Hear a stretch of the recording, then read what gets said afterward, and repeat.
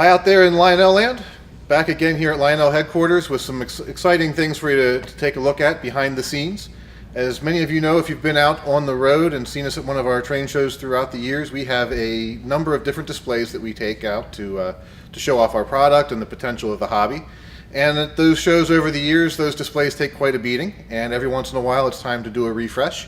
So we're in the middle of one of those projects right now on two of our largest displays. We've actually pulled them together and stripped them straight down to the frame to start from scratch, and figured while we're in the middle of this, it'd be a great chance for some of you who've never built a layout or are starting to build a layout and want some ideas of what to do, to see how we do it and what goes into a project like this.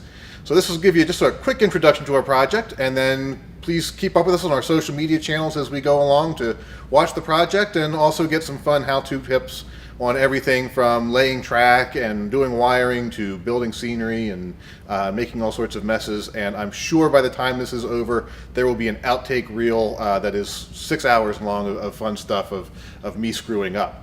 So with that said in mind, let's take a look at where we're starting. If you've seen these displays in the past, these used to be fully scenic with mountains and varieties of levels of trains running around and accessories.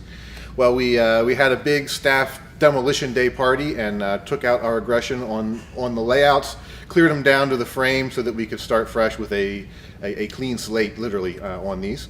And we're about halfway through our project right now. We're about a month into production on this, and you can see where we've gotten so far.